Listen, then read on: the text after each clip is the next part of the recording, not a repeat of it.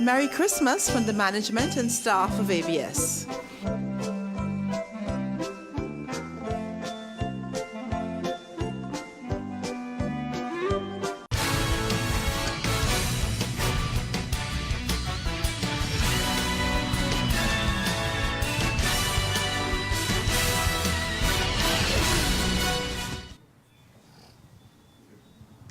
Welcome, ladies and gentlemen. Good evening, and welcome to another episode of the Automotive Arts GN Sports Show here on ABS TV, also on radio. And we'd also like to welcome our viewing audience who are joining us on Facebook. My name is Desmond Zico Blow, and tonight I'm joined by a special co-host for at least a couple of weeks anyway, Mr. Alistair Savory, and he's going to fill in quite capably for regular co-host, Mr. Ricky Santos. Alistair, welcome to the GN Sports Show. Oh, appreciate being invited to fill in some big shoes. Well, Ricky made the recommendation, so I think you come highly recommended. Well, as usual tonight, ladies and gentlemen, we have another exciting show. It's our special edition of our Generation Next sports show. Now, the special part, you got to stick around to find out. I'm not going to give it away, but in the studio with us right now is Mr. Nathan Harris, who's a U13 player at the GN Sports Show, and he's joined by a special guest, no stranger to us at Generation Next, Mr. Christian Corbette, who is presently at Mansfield Town in their academy. Christian would have represented the national team at the U17 and the U20 level. So it's a pleasure to have you gentlemen, soon to be star players, joining us on the GN Sports Show. Thank you. So we're going to start with Nathan. Nathan, just a couple of questions. Well, first of all, what school do you attend, Nathan? I attend the St. Anthony's Secondary School. St. Anthony's. And other than Generation Next, what's your favorite team? Liverpool FC. You're a Liverpool fan. Ricky will be proud of you.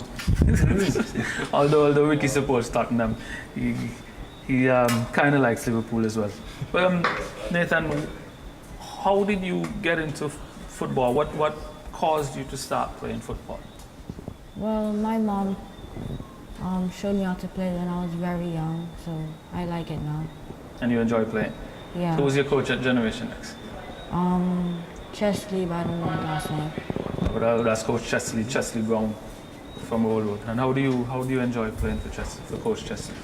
He's strict sometimes, but he's a good coach though. Excellent stuff. What position do you play? I play left back. Left back. Okay. Defense. Yeah. Okay. That gives you plenty of opportunity for, And once we have that sorted out, it gives you a lot of opportunity to continue playing and moving further up the field. Yeah. You have a formation that you guys work on, like 4-4-2 or? Yeah, 4-4-2. Yeah, 4-4-2. Okay, so it's kind of lonely back there. Got your work cut out. I hope those midfielders drop back to help you on occasion. Yeah. I've had well, Nathan has been with us for a while, so I've seen the improvement. I've also seen the progression, and in my estimation, once he keeps putting in the work, things are gonna be really, really good for Nathan. Nathan, what do you hope to be when you grow up? A football player. Professional player. I'm not surprised. You know, the good thing is, you're sitting next to a pretty good player himself in his own right. Just almost a professional. we have some good things that we hope will work out for Christian, and so we're going to switch to Christian Corbette. Welcome again, young man. You guys will probably tell I'm really excited. Christian was one of those players that I coached when Generation X just started, and when I just got into coaching. And for anyone who's familiar with me, a very good friend of mine, Mr. Varon Edwards Jr., would have got me into coaching at Generation X, and that would have transitioned into coaching at the national level. But Christian was one of those. Christian was in that group, very, very good, well, not so good players at the time, but really, really good kids. And one of the good things about Christian is that he was always willing to work. He was always willing to put in the effort, and gradually he improved, and gradually the group improved and the unit improved. But right now, Christian is at Mansfield Town in their academy. And so we're going to get some feedback as to what it is like. First of all, Christian, what's the biggest difference between what you do now, or what you have to do now to get prepared, and what you did prior to going to Mansfield? I would say fitness is a big key part to it. The intensity is a lot harder. You have to put in 120%, 130 each training session to better yourself. Dedication, you wanna have to go out there. You wanna enjoy it, along with putting in the hard work to be starting every week. All right, so give me an idea of what a typical day is like for you at the academy. So I wake up, I'll travel to training. We'd normally have training between 9 and 11. That's 9 and 11 in the morning, right? Yeah. Start training, warm up, various drills, sessions. Then I'd go off to my own keeping session with the keeping coach. And then what they like to do is have a game situation at the end. So we can show them all what we've learned, or what they think we need to do better in further sessions. After that, we've got normally between an hour and 2 hours, and then we've got lesson. So uni-based course, sports kinesiology, either sports coaching or research skills, and that lasts us the rest of the day. So it's football and school. Yeah. Football. Okay. You guys listening. And this is how many days? And school. And how many days a week? How many days a week? 4. 4. Yeah. Yeah. One included, not including our Not game including day. your game day. Yeah. So it's Yeah. 4 training 4 training sessions, days. Yeah. 4 training days, Yeah. and a game day. And at the end of every training session, you play mocks or a mock match to Yeah. enhance your skill Yeah, sets. just so we can enjoy ourselves. Yeah. So it's not all Regime. Yeah. All regime. You get a chance to loosen up. express That's good. ourselves. Yeah. I have some memories of doing something like that. The interesting thing for me about that, the very first thing Christian mentioned, the biggest difference was fitness. Yep. Christian was a bit on the heavy side when he played for me. He's heavy still. It's just muscle. Yes, but it wasn't muscle then. And I know he used to get annoyed when Chris, you gotta put in the work. You gotta lose a little bit of that. And so it's interesting now that when I asked what's the difference, the very first thing he mentions It's fitness. is fitness. The very same thing that wasn't really on the very top of his list when he played for me. But that's excellent. It tells me a lot of things. It tells me that you're maturing as a player, which is excellent. I would have mentioned in the introduction that you would have played at the U17s and the U20s for our national team. What are your aspirations as far as national representation? To go all the way, play for the senior team. Hopefully get us to that next step, because we did it with under 20s. We're able to go further than I think any Any of team. you, any national team would have gone. Hoping that myself and other players who are in that team, younger, older, can progress the national team and Antigua and Barbuda to different and higher levels. That's excellent. Really good. Yeah. It's interesting because the regime, here we have a lot of natural talent. This is something we were talking about earlier. We have so much natural talent, but some of the issues we have here is not having the facility or the necessary discipline to set up a training regime that is as intense as it needs to be, and at the same time still incorporate academics to an extent. So, I think it's great. Props to you, young man. Props to you. Because it's not easy. As I mentioned earlier, I have a nephew that's doing similar to what you're doing, and it's been a huge chunk out of my brother's family and their life in a sense, because he has similar training regime. Yeah, you've got to stay committed. You've got to be. Yeah.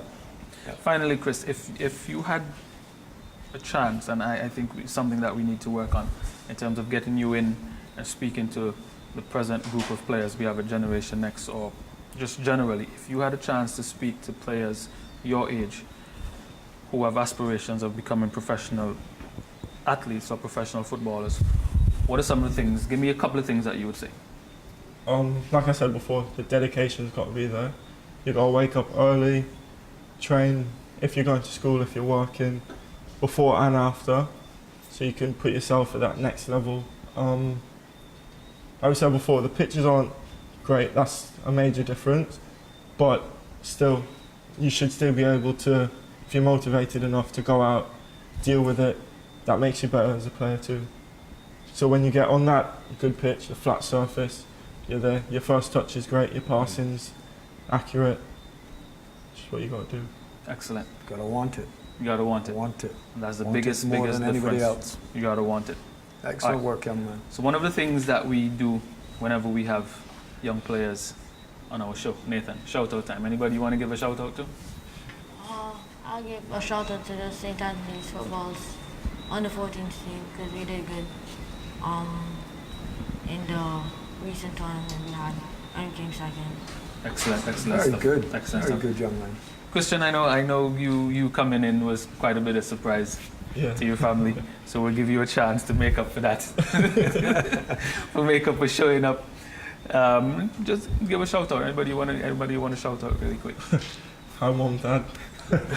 I know my dad was a big surprise for him. It's like he saw a ghost.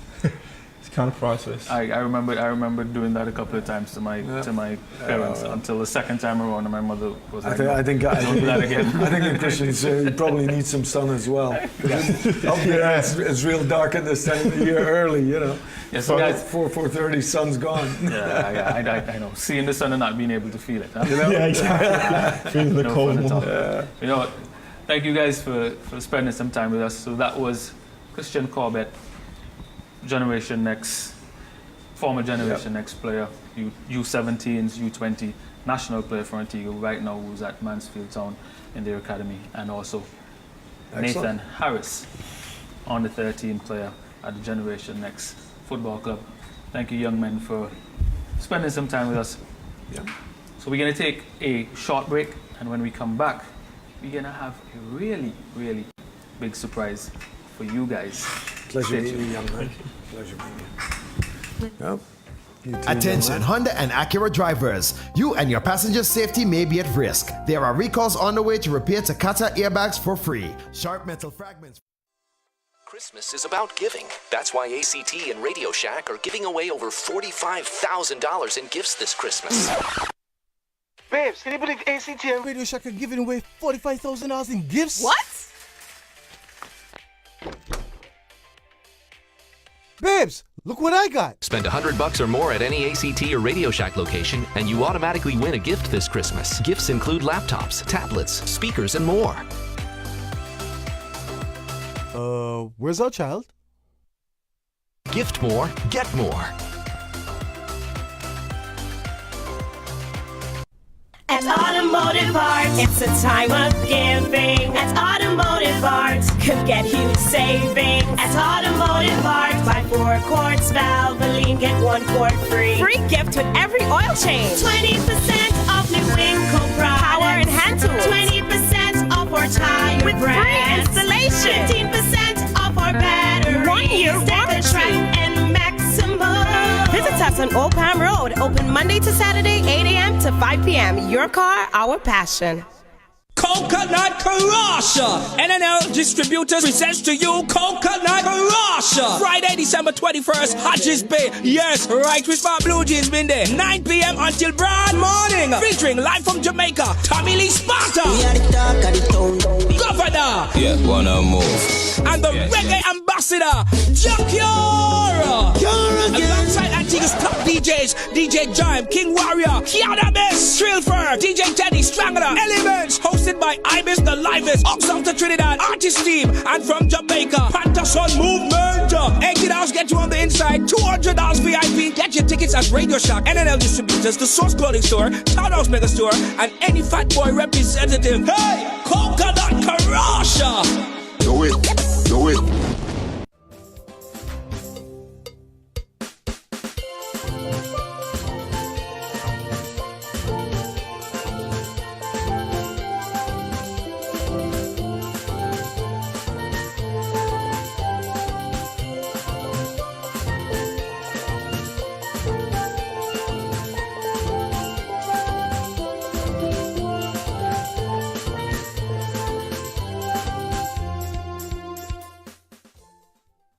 Notice is hereby given that the annual general meeting, being an ordinary meeting of the Antigua Printing and Publishing Limited, will be convened on Thursday, the 13th day of December 2018, at Nurses Place, immediately east of the Parliament Building on Queen Elizabeth Highway, commencing at 5:30 p.m. The audited accounts for the financial year ended 30th June 2018, the amended articles of association, and the agenda for the meeting may be inspected by shareholders at the company's head office on the Sydney-Walling Highway between the hours of 9 a.m. and 3 p.m., Mondays through Fridays until Wednesday, the 12th day of December 2018.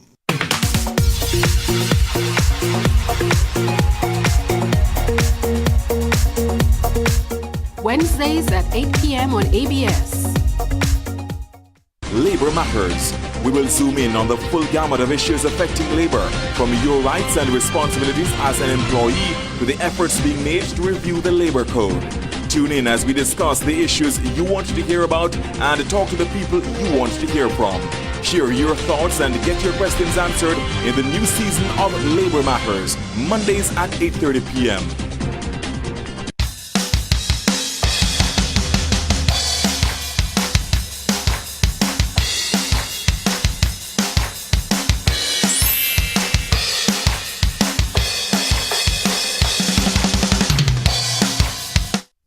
Make sure you arrive at the right destination each morning. Get on the gospel train with Lance and Kenneth.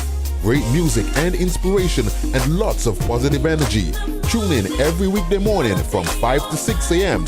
only on ABS Radio and TV, The Gospel Train.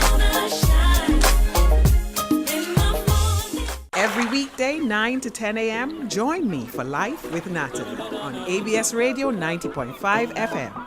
Life, let's claim it. Get ready for Government in Motion, Sundays at 7:30 p.m. Government in Motion, 1 week in 30 minutes. A 5-day review of all major government activities as the quest for citizen satisfaction continues. Government in Motion, Sundays at 7:30 p.m. right here on ABS.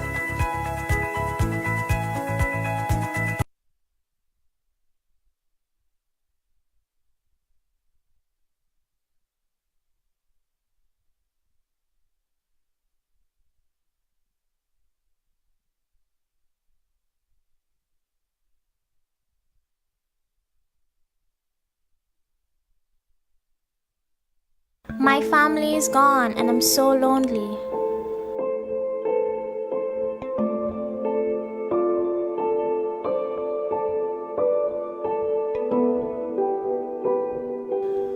I'm polluted and the gardens are thirsty.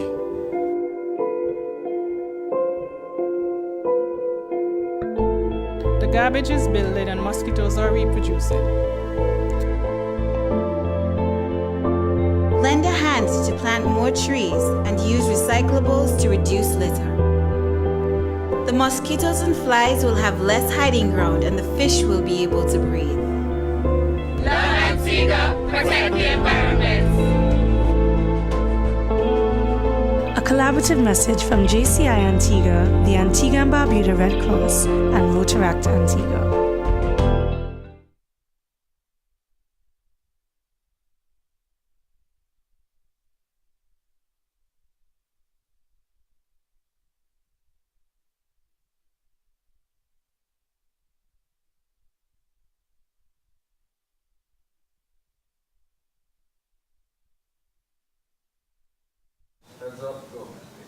Welcome back, ladies and gentlemen, to the GN Sports Show here on ABS. And during the break, Alice and I had an interesting conversation. And one of the things that we've noticed is the difference, as we were talking to Christian, the difference in other parts of the world and other parts of the Caribbean as it pertains to the possibilities of our athletes transition into professional sports. Mm-hmm. And what I've noticed, Alistair, is that we tend to be competitive with the rest of the Caribbean, specifically with Jamaica and Trinidad, as far as athletics, sports, up until the high school level. And then after high school, those countries seem to separate themselves, because I've played against players who I would have met at the under 15s, at the under 17s, at the junior level, and we're fairly even. And then we meet these same players at the U20s and the U23s, and there's a difference. There's a physical difference, and part of it is, in my estimation, specifically when we look at those two countries, Jamaica and Trinidad, they generally have professional teams after high school. So up until high school, we're all doing the same things. We go to school in the mornings, we train in the evenings. But then, after high school, our kids are going to work. So you're doing 8 hours and then training in the afternoon.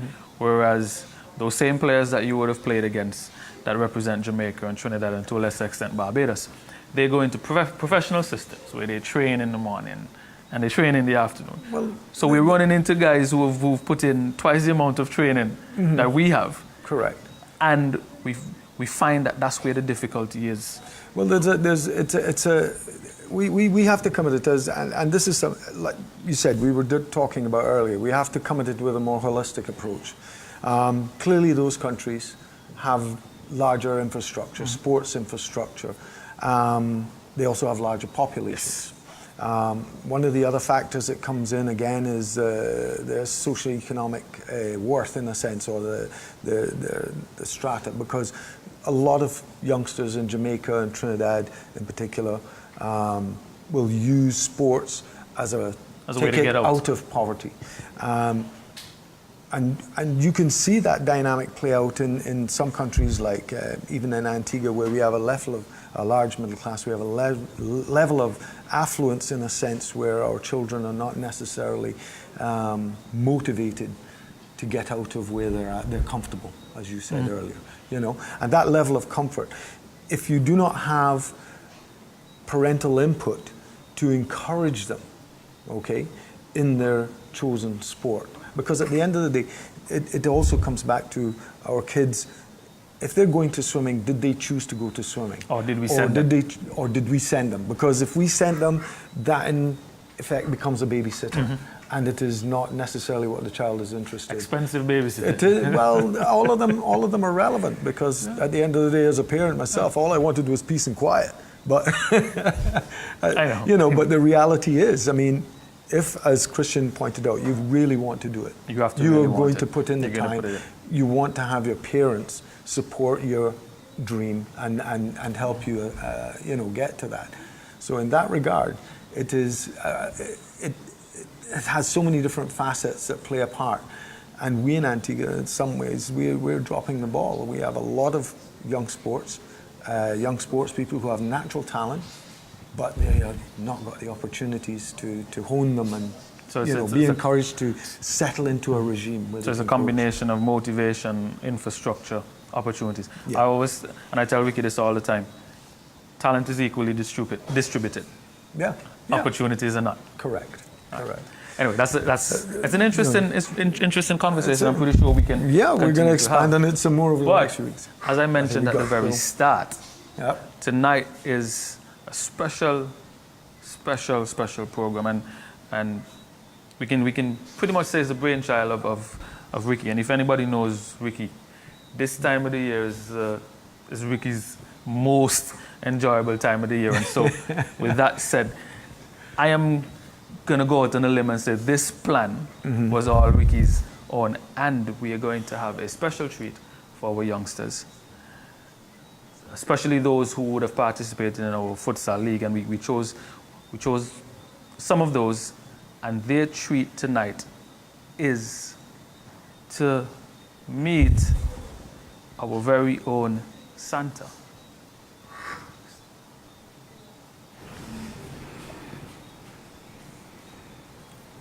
Ho, ho, ho, Merry Christmas, Antigua and Barbuda from the GN Sports Show. And we have some presents that we're going to be giving out to some 6 young budding footballers from various clubs. And with us tonight, we have this show's sponsor, Automotive Arts' very own Nichelle Meyer. Hi, everyone. Who's going to assist? So first we have Serenity. Come, Serenity. Oh, sweetheart, it's okay. No? Okay. Look at Santa.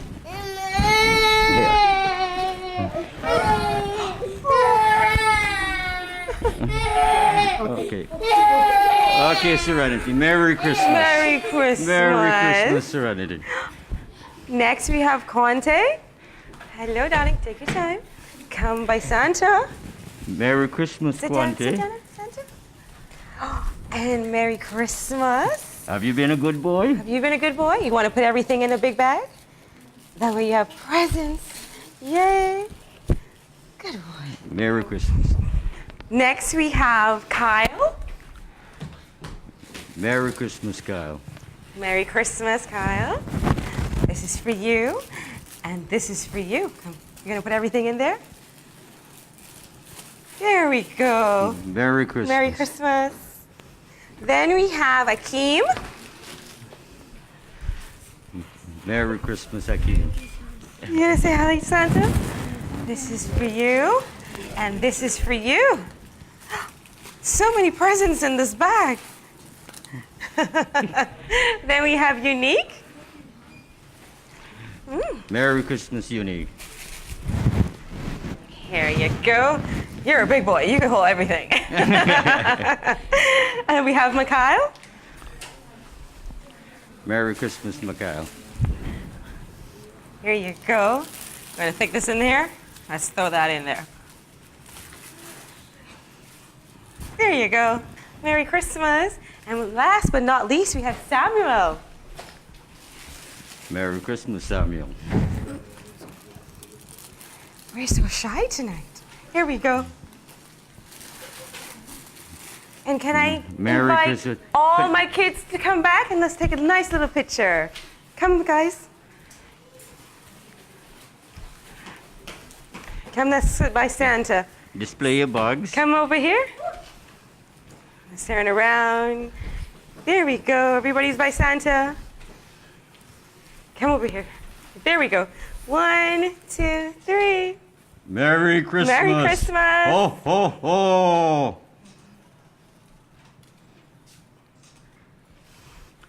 Okay, good night. And,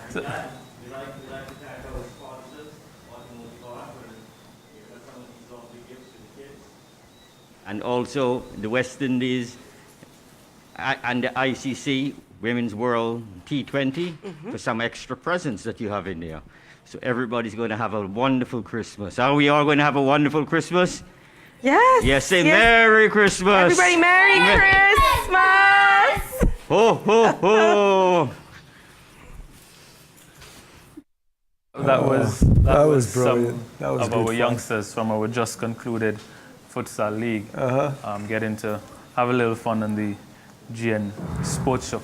Yeah. As I said, Ricky's definitely got the Santa down pat. That's for sure. As I said, this is Ricky's his time of year. Yeah, his time of the year, and he has a ball. He's had a break from Carnival rum, so it's now Christmas rum. Rum cake. Rum cake. He's well ahead of the game for his carnival, his post-carnival operations. We're going to take a really short commercial break, and when we come back, we're going to be joined by the coach of the West Indies under-19 team, Mr. Graham West, and he should have a couple of his players here. And we're going to have a quick chat with Mr. Nyeem Young and Kimani, Mr. Melius. So stay tuned. Once we come back, we'll have a quick word with our U19, with our West Indies U19 coach. At Automotive Art, it's a time of giving. At Automotive Art, could get huge savings. At Automotive Art, buy 4 quarts Valvoline, get 1 quart free. Free gift with every oil change. 20% off new Winkle products. Power and hand tools. 20% off our tire with brands. Free installation. 15% off our batteries. 1 year warranty. And maximum. Visit us on Old Palm Road, open Monday to Saturday, 8 a.m. to 5 p.m. Your car, our passion. Make sure you arrive at the right destination each morning. Get on the gospel train with Lance and Kenneth. Great music and inspiration and lots of positive energy. Tune in every weekday morning from 5 to 6 a.m. only on ABS Radio and TV, The Gospel Train. Every weekday, 9 to 10 a.m., join me for Life with Natalie on ABS Radio 90.5 FM. Life, let's claim it.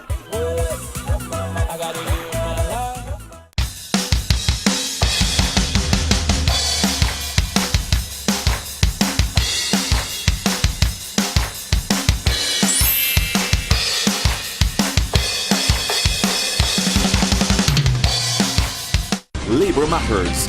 We will zoom in on the full gamut of issues affecting labor, from your rights and responsibilities as an employee to the efforts being made to review the labor code. Tune in as we discuss the issues you want to hear about and talk to the people you want to hear from.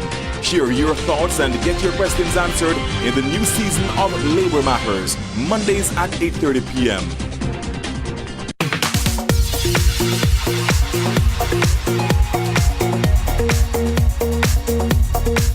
Wednesdays at 8 p.m. on ABS. Get a 10% reduction on ABS-T plus an additional 10% on non-sale items when you shop at the Antigua Home and Garden Discount Center on Friday 14 December and Saturday 15 December, and again on Friday 21st December and on Saturday 22nd December. Discounts on curtains, sheet sets, rugs and mats, bath sets, kitchen appliances and utensils, dinner sets, and so much more. Visit the Antigua Home and Garden Discount Center and like our Facebook page for more information.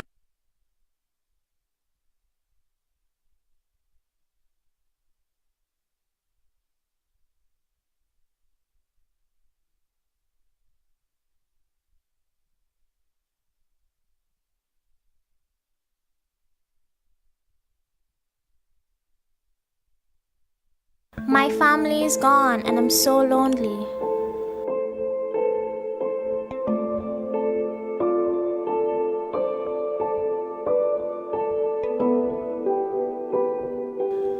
I'm polluted and the gardens are thirsty.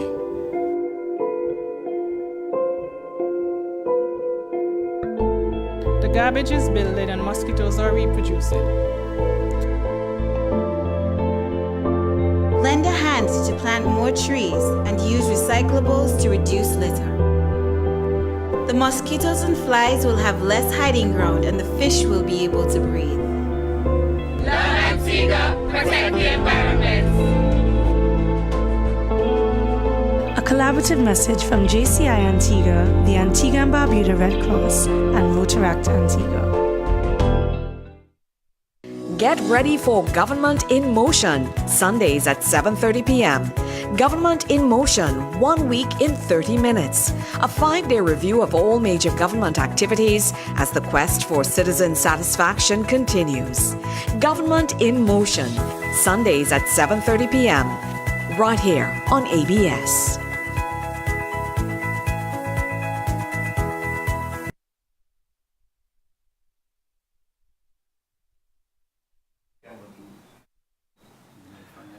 Welcome back, ladies and gentlemen, to the Automotive Arts GN Sports Show here on ABS TV, radio, and Facebook. And joining us in the studio is West Indies U19 coach, Mr. Graham West, and he has two of his players along with him this evening, Mr. Nyeem Young and Mr. Kimani Melius. I pronounced it right? Kimani. Yes. Okay, so Kimani and Nyeem. Welcome, gentlemen, and thank you for joining us. Thank you for agreeing to have a quick chat with us on the GN Sports Show. So I'll start with Coach Graham. I mean, as it is, there's still a bit of excitement in the air coming on the heels of the first standalone women's T20 championship, which we hosted the semi-finals and the finals. So with that being said, I'm still sensing a bit of excitement as far as cricket goes, albeit our men are not doing so fantastic at the moment. But give us an idea of what's going on with our younger players. I know a couple of years ago we would have won the Under-19 World Cup with quite a good group. Some representing the senior team at present, and others are thereabouts. So give us an idea of what the U19s are doing at present. Okay, so the group of players that we got with us this week have come together for the first time. They're the players that impressed at the regional Under-19 tournament in August in St. Vincent. And this is the first opportunity that we have to work with them. The two guys here have been in the system for a little bit of time now, but most of the players are with us for the first time. And we're just sort of putting them through their paces at the moment. They've been here for a couple of days. They've done the physical testing. Today they did their cricket skills testing. And by the end of the camp, they'll have a program to take back to their territories and have about 3.5 months to start working through that. So in terms of the next competition for this age group, when most likely that's preparation for that competition, give us an idea of when that would be held, where it's going to be, and what you're hoping. What's the prognosis based on what you've seen for the first few days? What are you hoping to achieve with this current crop? Sure. It's very early days. The World Cup is in South Africa in 2020. It's about 14 months away. So it's something that we, when you go to South Africa, clearly you have an idea in terms of the way that you'd like to set up. And obviously, traditionally, South Africa is helpful for the quicker bowlers. We feel that we've got an exciting group of fast bowlers in this group, Nyeem being one of them. And we're going to need batsmen that can play quick bowling very well. Having said that, we went to Bangladesh 3 years ago and we won the Under-19 World Cup without bowling a spinner in the final, which was not quite in the plan, but it just goes to show that you can go against the form book a little bit, but clearly in terms of the way that we're looking to prepare this team, we feel that that's going to be a strength. We feel we've got some good potential, and over the next 12 months the guys will work very hard with us. Back home, we've got quite a bit of cricket for them from sort of the summer onwards right the way through to the World Cup. So the first 6 months are very much about them going back home and doing their work there. And then really from August onwards, there'll be a lot of cricket. We've got a triangular tournament here this time next year before we go to South Africa. So, yeah. Excellent. So if we can switch gears a little bit, and you mentioned Kimani being one of your quicker bowlers.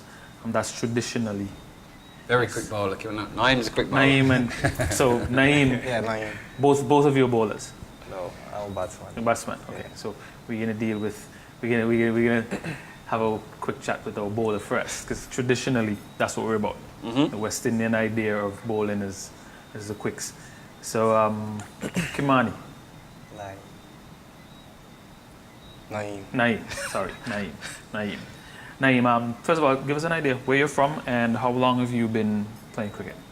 I'm from Barbados, and I've played since I was just around 8 or so. And what would have been the driving force or the influence to get you involved in cricket? A lot of boys from the neighborhood would have been playing within the road with a big garbage can, and I was just inside, and I was like, I have to get out there and play some cricket. I went out and enjoyed it, and then my granddad, he just encouraged me to play, and it just started from there, really. Excellent stuff. Kimani? I'm from St. Lucia. What motivated me playing cricket was watching it on TV, England versus Australia.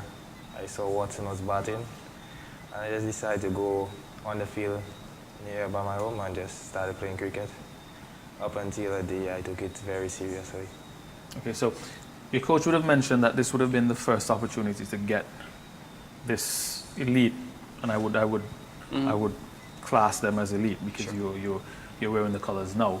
I want to get some feedback from both players. What has the training sessions been like for you now? What's your impression of the training sessions that you've been put through in terms of possible differences between what you're doing now and what you would have done previously at home? Well, at home, it hasn't been this intense, I would say, because we don't really have camps. We do days where we practice in the evening. So these sessions are more intense, but very enjoyable, and I'm happy just to be here again with the boys. Kimani? Yeah, back home, almost similar to him. However, at this camp, the players getting to know each other still and enjoying the camp. That's good. I mean, one of the one of the pains that the typical West Indian fan has now is the performances of our men. Women are doing us some service, and we enjoy watching them, and judging by the reaction of the turnout of the fans for the women playing. How do you guys hope to transition into better performances at the senior level? I know it's pretty early for this group, but what are some of the milestones? What are some of the markers that you're hoping to hit in terms of that sort of prediction as to these young players transitioning into the senior team and also carrying over that elite performance to that senior team? What are some of the markers? What are some of the indicators that you, as a coach, you would identify and look for as to whether or not these guys or young players generally can transition into the senior team successfully, so we can change some of those not so good results that we've been having? I mean, the key for these guys when they come through youth cricket, under 19 cricket, is to become professional cricketers. So moving into a franchise, whether it be Barbados, whether it be the Windwards, that's really the next step for the players. So they become, as I said, professionals, that they start to practice on a daily basis. They play in the regional tournaments.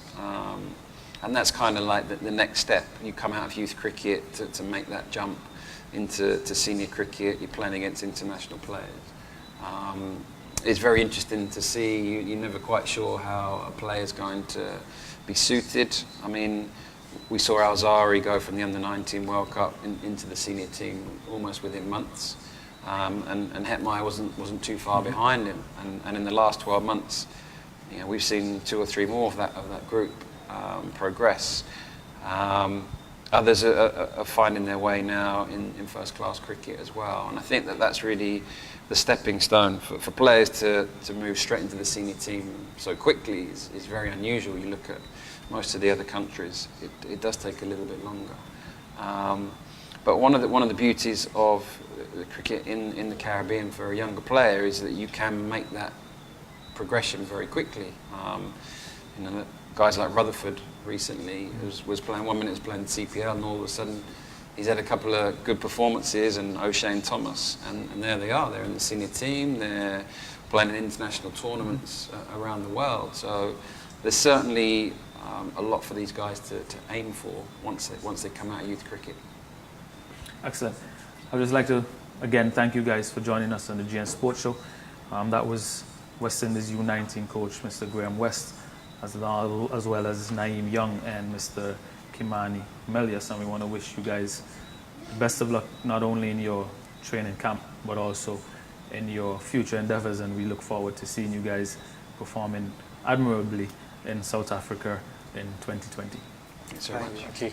So, ladies and gentlemen, we're going to take a short commercial break, and when we come back, we're going to have the second installment of our very, very new section of our GN Sports Show from a parent's perspective. We're going to take a short break, and we'll be back. At Automotive Art, it's a time of giving. At Automotive Art, could get huge savings. At Automotive Art, buy 4 quarts Valvoline, get 1 quart free. Free gift with every oil change. 20% off new Winkle products. Power and hand tools. 20% off our tire with brands. Free installation. 15% off our batteries. 1 year warranty. And maximum. Visit us on Old Palm Road, open Monday to Saturday, 8 a.m. to 5 p.m. Your car, our passion. Every weekday, 9 to 10 a.m., join me for Life with Natalie on ABS Radio 90.5 FM. Life, let's claim it.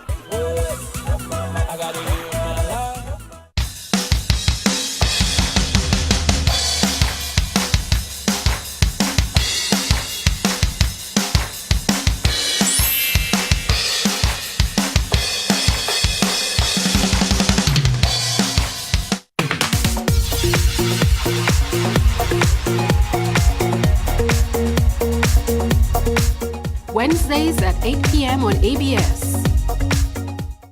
Labor Matters we will zoom in on the full gamut of issues affecting labor, from your rights and responsibilities as an employee to the efforts being made to review the labor code. Tune in as we discuss the issues you want to hear about and talk to the people you want to hear from. Share your thoughts and get your questions answered in the new season of Labor Matters, Mondays at 8:30 p.m.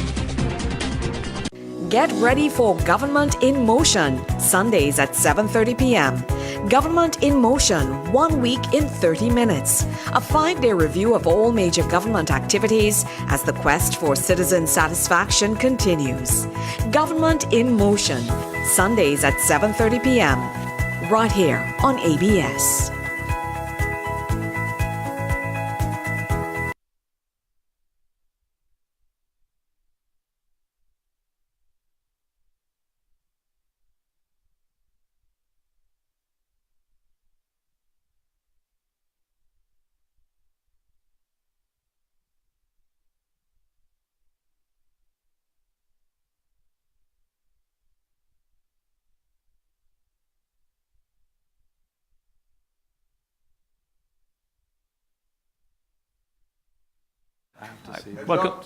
Welcome back, ladies and gentlemen, to the Automotive Arts GN Sports Show here on ABS.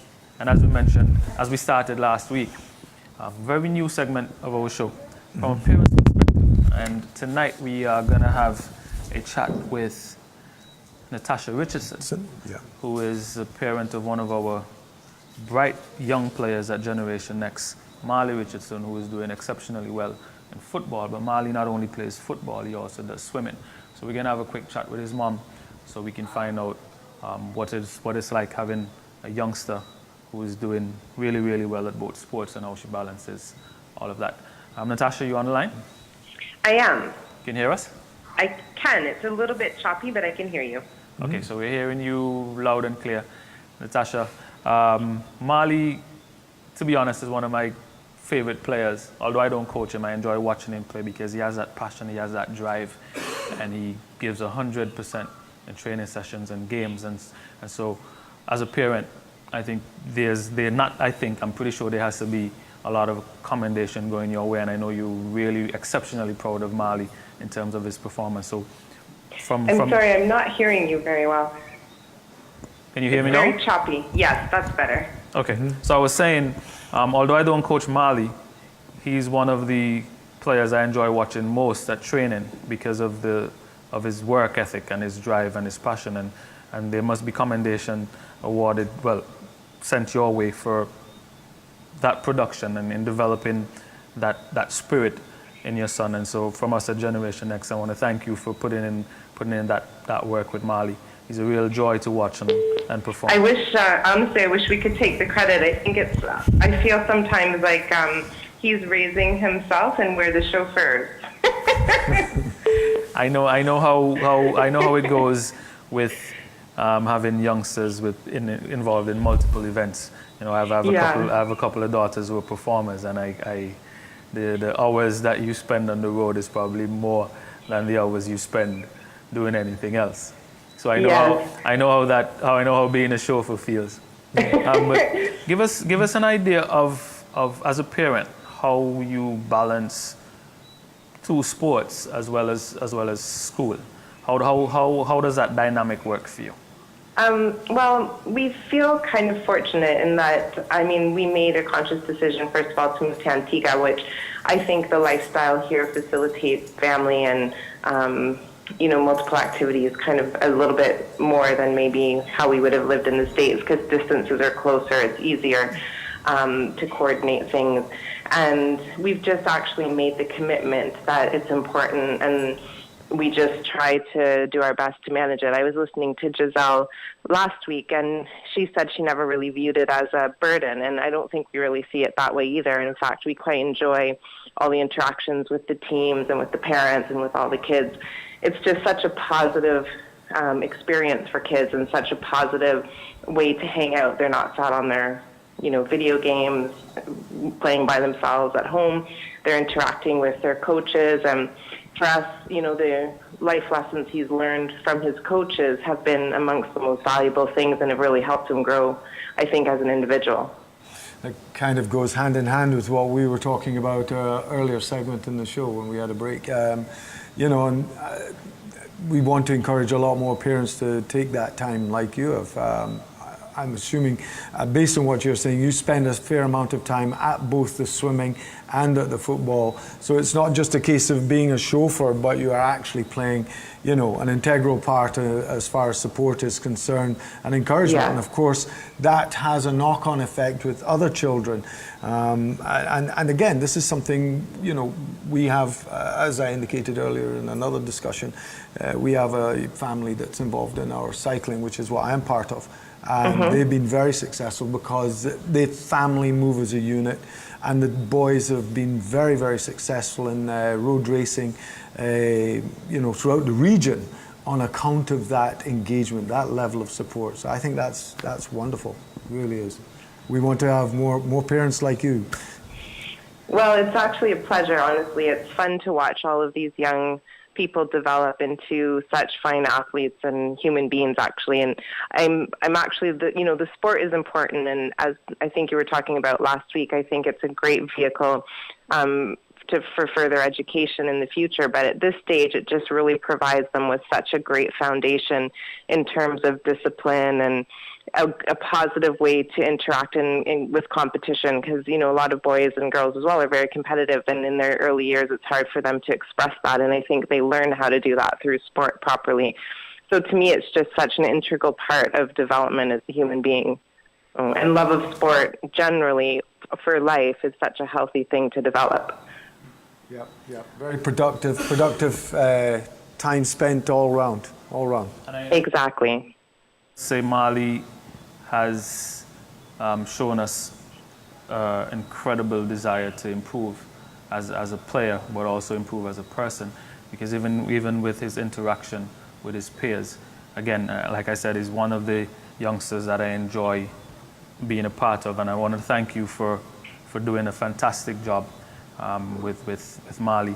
He's going to be an exceptional talent, and I'm not just saying this because he goes to Generation Next, but he has the right attitude, and he has the desire to improve, and he comes in every day willing to work and willing to listen and putting in that extra effort.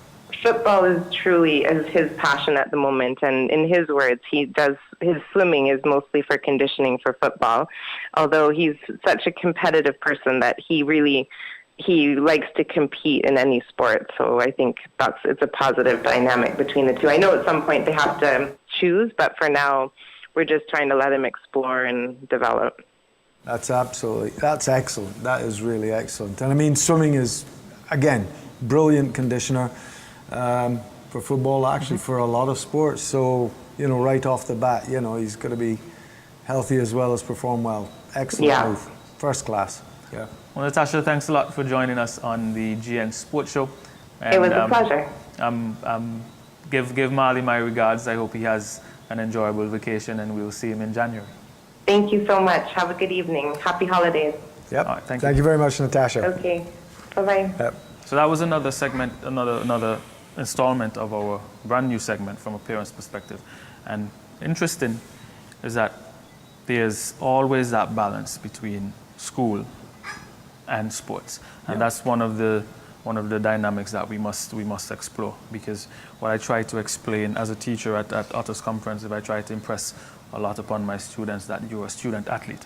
Yeah, it's equally important for youngsters to actually do physical exercise as well as academic work. I mean, they actually go hand in hand. Once you're physically fit, you actually become mentally fit, because the health benefits start from your core and exude from there. So really and truly, we're kidding ourselves or deluding ourselves the more we pander to just giving them a toy to pacify them rather than actually get out there and do something physical, because it's our nature.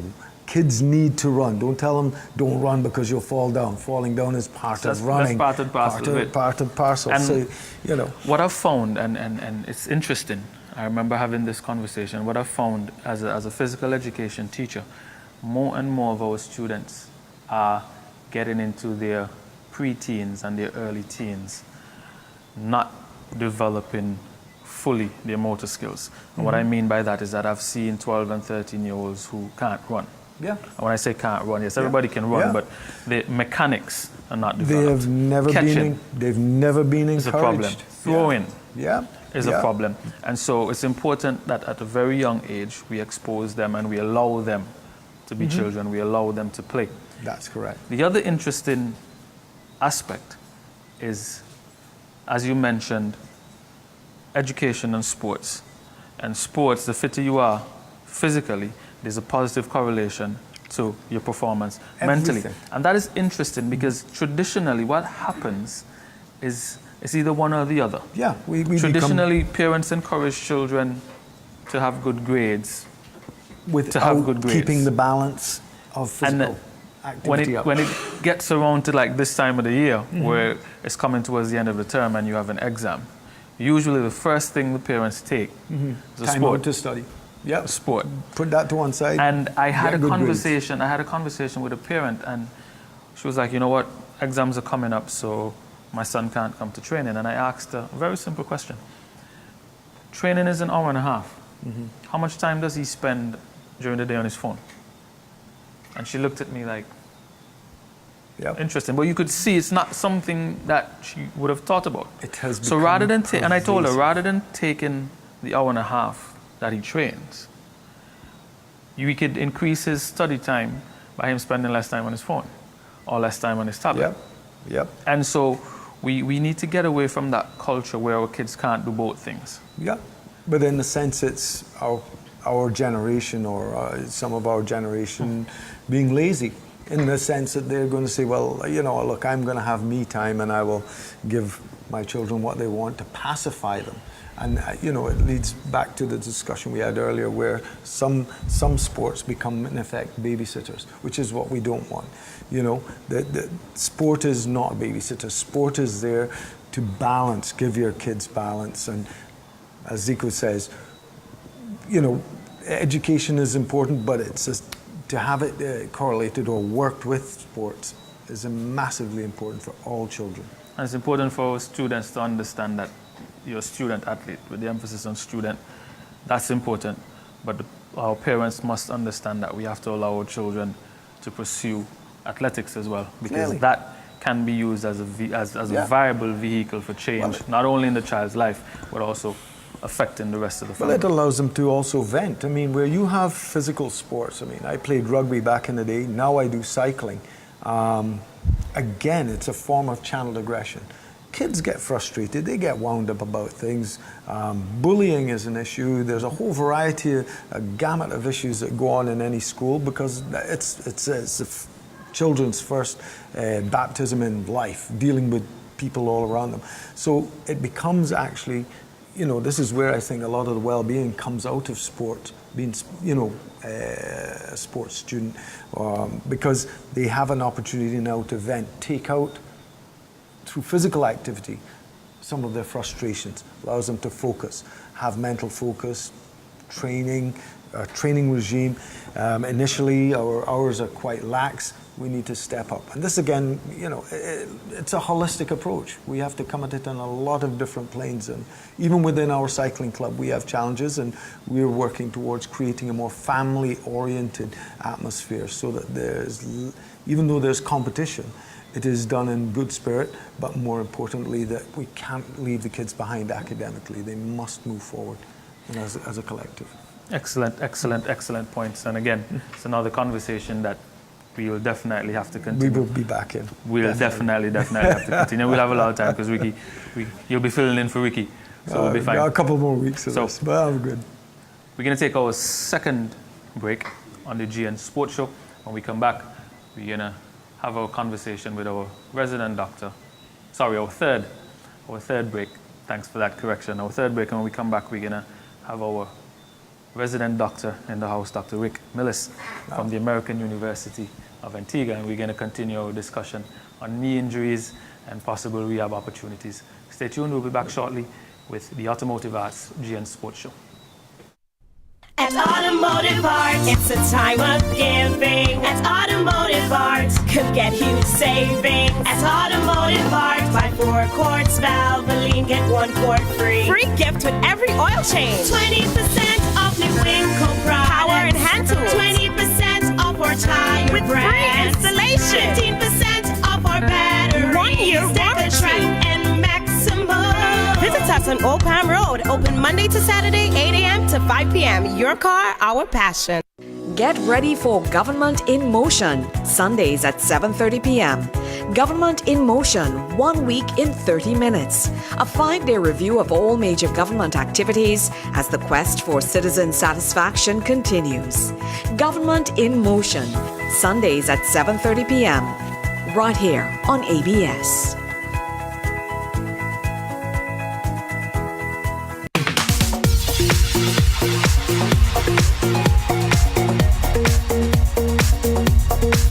Wednesdays at 8 p.m. on ABS.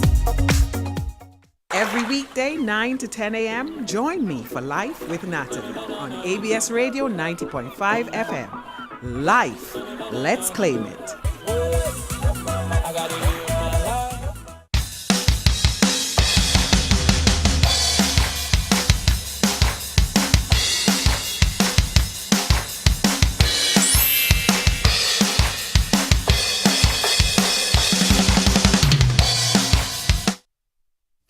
Make sure you arrive at the right destination each morning. Get on the gospel train with Lance and Kenneth. Great music and inspiration and lots of positive energy. Tune in every weekday morning from 5 to 6 a.m. only on ABS Radio and TV, The Gospel Train.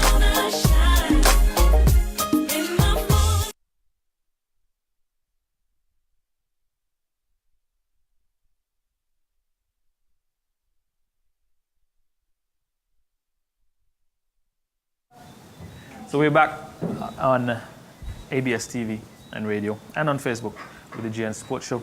And joining us in the studio now is our resident doctor, Dr. Rick Millis from the American University of Antigua School of Medicine. And we'd just like to welcome Dr. Rick to our new and improved.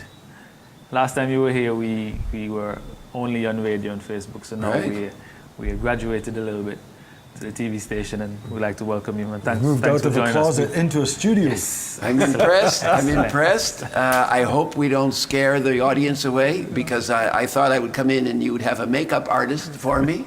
We don't need it. We can possibly put that. We can possibly put that in our requisition. So we'll I think for next time. We'll have a quick chat. You'll see what the audience says. Yes, we'll have a quick chat with Shannon afterwards, and we'll see what we can work out. Good. So long as Shannon's paying attention, that's something we can work on. All right, so Dr. Millis, our last couple of conversations, we started speaking about knee injuries. Knee injuries, yes. And specifically, I think last week we started touching on meniscus injuries in particular. So I think we can continue there and possibly segue into possible rehab for that type of injury. Well, to review what we said last time was that the meniscus was this cartilage that absorbed shock and absorbed friction, reduced the amount of friction. And just like the washer in your faucet, you know, it wears out if you have metal on metal. Mm-hmm. So this is bone on bone that's twisting and turning, so you have some cartilage in there to act like the washer to absorb some of that shock and reduce the friction. And so that cartilage, meniscus, can be torn. If it gets torn from the inside, it never heals because there's no blood supply to the inside of the meniscus. Mm-hmm. But if it gets torn on the outside, it has potential for healing. So there is really no rehab for the injury where the cartilage is torn on the inside. It has to really come out or be replaced or, you know, just left alone. Right. But there is potential for the cartilage on the outside to heal if that is a partial tear on the outside. And that's because of the blood supply. And so we want to reduce inflammation, first of all. And the reason we want to reduce inflammation is because when the tissue gets inflamed and the knee swells, everybody's had some sort of knee swelling. Mm-hmm. We often call it edema. It's too much fluid, and that fluid has been produced by the tissues itself. And so when that fluid accumulates, what it does is it constricts the blood vessels. So think about fluid around a blood vessel. What do you think is going to happen? It's going to constrict the blood vessel. And now the blood vessel gets constricted and there's no blood supply. There are no nutrients, no oxygen coming to it. Heal. So it cannot heal. Right. You see, so that's the first thing you want to do with the knee injury is reduce the inflammation and the swelling. So we use ice. We can use anti-inflammatory agents that we know about, like ibuprofen, and chemicals like that. And we can also give steroids, which are really strong anti-inflammatory agents. The problem with the anti-inflammatory agents that are steroids is that if you give them long-term, they break down the tissue because they have a side effect. The side effect is to break down proteins.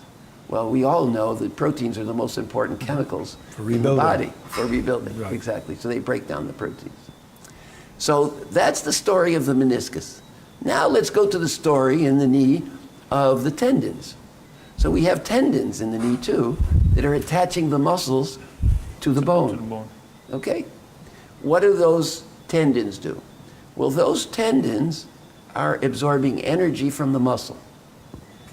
So every time the muscle contracts, the tendon lengthens like a rubber band. What happens when we lengthen a rubber band? What do you think happens?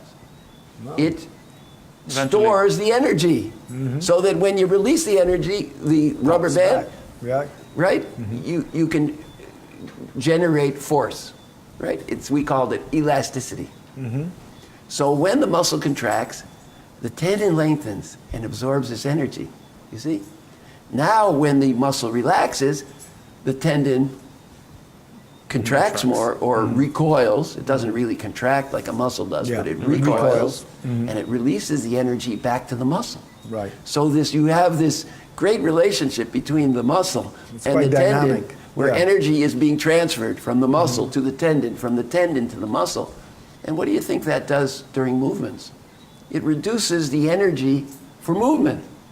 So now movements become more fluid. Movements are effortless, become more effortless when that happens. So when we have a muscle tear and we tear the tendons and stretch the tendons, now movement becomes more difficult. Yeah. So when that movement becomes more difficult, what happens? We start using other muscles that we normally don't use for that movement. To compensate or make up the shortfall. It creates an imbalance, and then that imbalance causes other injuries. Right. Extends the injury more and more. So that's the tendon story. Then we have the ligaments. Now the ligaments in the knee are there to produce stability between the bones, right? So now the ligaments cause the bones, if the ligaments get stretched, the bones are not in line, the movement becomes more difficult, and that will damage the muscle.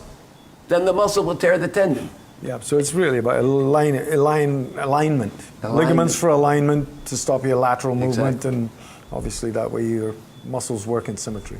Then we have synovial fluid. This joint is called a synovial joint because there's synovial fluid made by the blood vessels that are serving the joint. And now the fluid that's made has proteins in it, and those proteins are lubricants. They lubricate, they're a little viscous, they have a little viscosity, so like an oil, but it needs a just thin film of that. But when we start damaging the tissue, it produces too much synovial fluid, or sometimes not enough. Too much, as we said, will lead to swelling, and not enough will also be a problem. So we need that thin film of lubrication, okay? So now if we think about rehabilitation, what do we want to do? The old methods used to use weights and used to use large movements of the knee joint to rehabilitate, because you felt like you had to rehabilitate the muscles, and it required some resistance, some weight, and some large movements. The current trend is to produce fewer movements, shorter movements and faster movements because that tends to produce more lubrication, more pumping of that synovial fluid. You see? But then in a sense, you could say then that something like swimming becomes very good because where your weight is supported, yes, you reduce the impact on any given joint, and at the same time you have muscles moving through a full radius, but not, if you like, under the same level of stress. Well, great point, but I would add this. The problem with swimming is it's a non-weight bearing exercise. Mm-hmm. Mm-hmm. So we use our knees, for example, if it's the knee joint we're talking about, for weight bearing, don't we? Right. So kicking in the swimming pool, right, and doing it fast and flutter like that will help to some extent. But to get the weight bearing, you see, you can also start walking in the water by creating some weight, right, because the buoyancy of the body takes away some of the pressure off of the knees. So you're right, you can do swimming, you can do some actual running in the water. Yeah, see a lot of sprinters doing that to help cut down inflammation. Against resistance. Waist deep water and exactly. something. And again, of course, cycling, which is what I do, does a lot as well. You Yes. don't weight on it, you stand up and look for hills. Yes. Yeah. I do deep water running. In deep water running, you go in water over your head, and you're not touching the bottom, and you're making running movements through the water, where when the right arm goes forward, the right leg goes backwards, just like you're supposed to do in running, and vice versa. And you're creating resistance against the water, and actually the water is acting like a weight, just as if you would be lifting weights. And this works on your arms and your legs both together. So Right. you're building your arms and legs and your aerobic capacity all by doing that all the same time. So I call this deep water running, and people can go online and see about it, and they can teach themselves how to do it. And if you do it to music, your favorite music, it gets very, very interesting and even romantic sometimes. I don't know, Hey Joe, Jimi Hendrix underwater. Oh, okay, that'll work. That will work. That will work. That's an interesting point. But yeah, I mean, when Zico told me that you're, coming on and you're talking about knees, obviously being in cycling, knees are an issue for a lot of us. And obviously me starting later on, I've always had knee problems from, playing rugby way back in the day, and then of course going into salmon fishing and now taking up cycling to stay fit. But, when I was listening to you talking about basketball and still being active on the court, it's like, well, hey, I'm in with a shout, right man to talk to. So, well, we know that the knees, of course, are important for that weight bearing and for that jumping. And basketball is important. An important feature of basketball, of course, is jumping. You get an advantage if you can jump. So people wonder, well, how do I continue to play and I have no cartilage, no meniscuses in my knee at all? Actually, the word is menisci, not meniscuses. And what I find is I have mastered the art of playing basketball without jumping. So obviously I don't go inside, I stay outside. There you go. Three-point hunter. Three-point hunter. There you go. There you go. Well, hey, you found a way around the situation. That's a good move. What I wanted to, because as you mentioned, part of the treatment could be possibly removing the meniscus altogether. Yes. If the tear is on the inside. And the reason for that is that the meniscus, if it's torn, it's uneven, and it creates a flap. So it's not connected to anything, and it's flapping around in this cavity we call the synovial cavity where the fluid is. And that produces pain because the meniscus is in close contact with the bones, and the bones on their surface have so many nerve fibers that are pain fibers. So they generate pain impulses to the brain.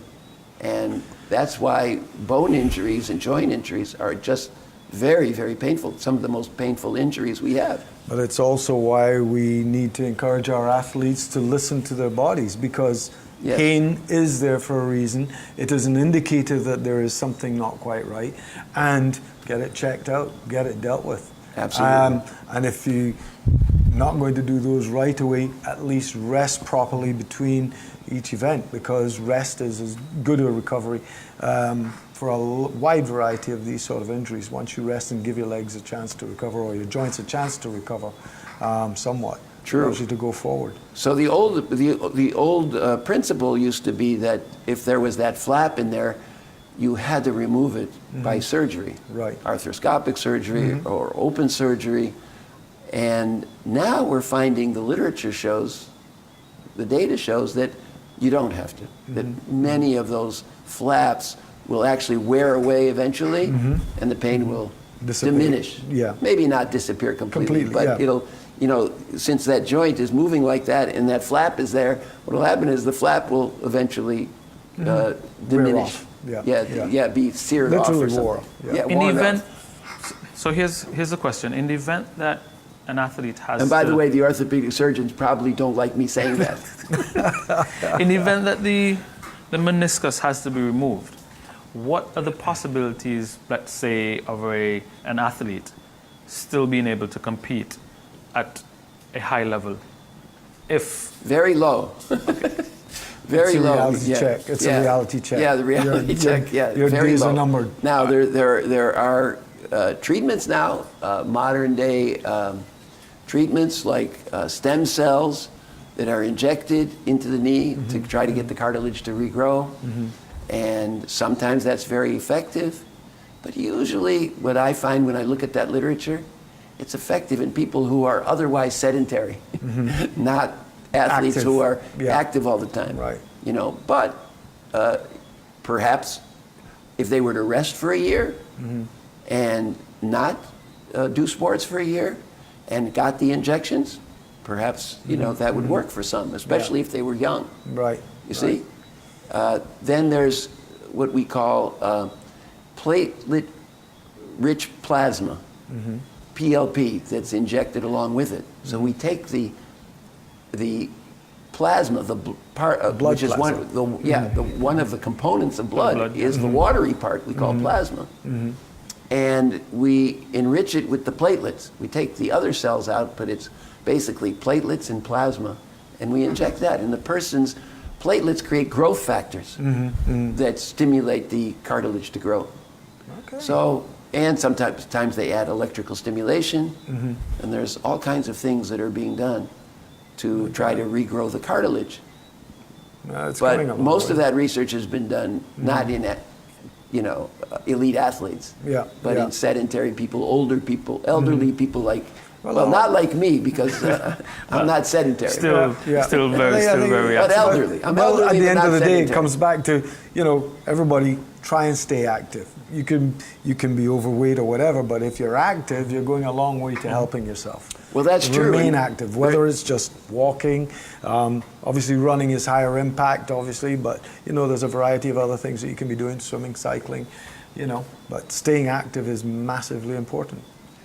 From an evolutionary standpoint, to get a little philosophical, there's quite a bit of evidence that the brain of animals, and now remember, the brains of animals are not all like ours.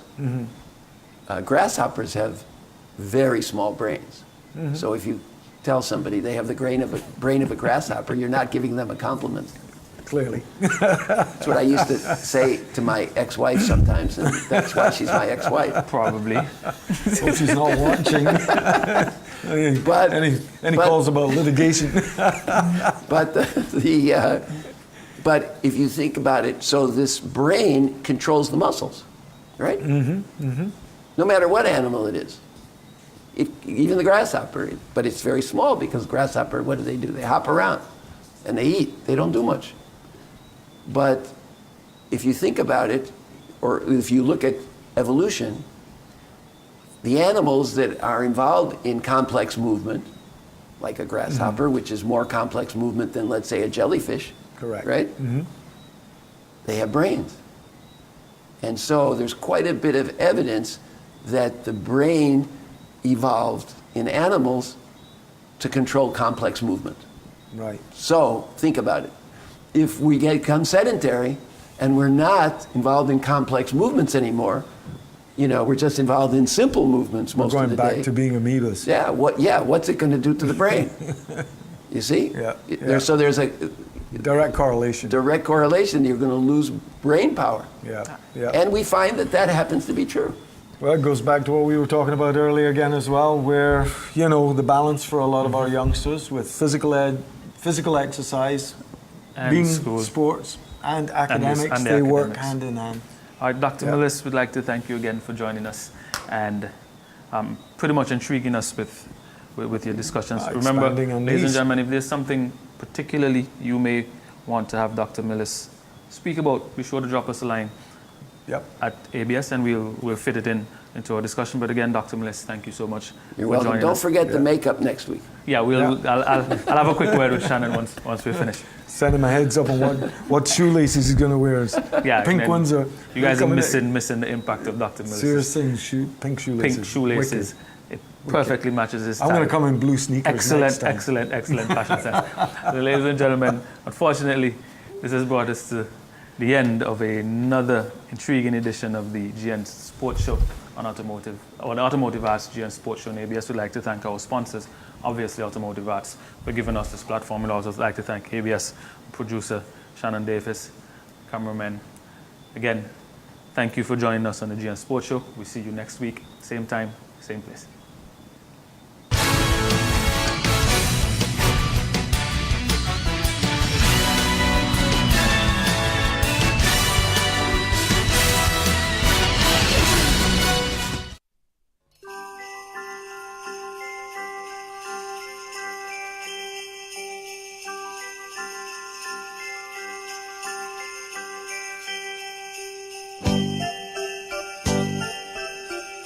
Merry Christmas.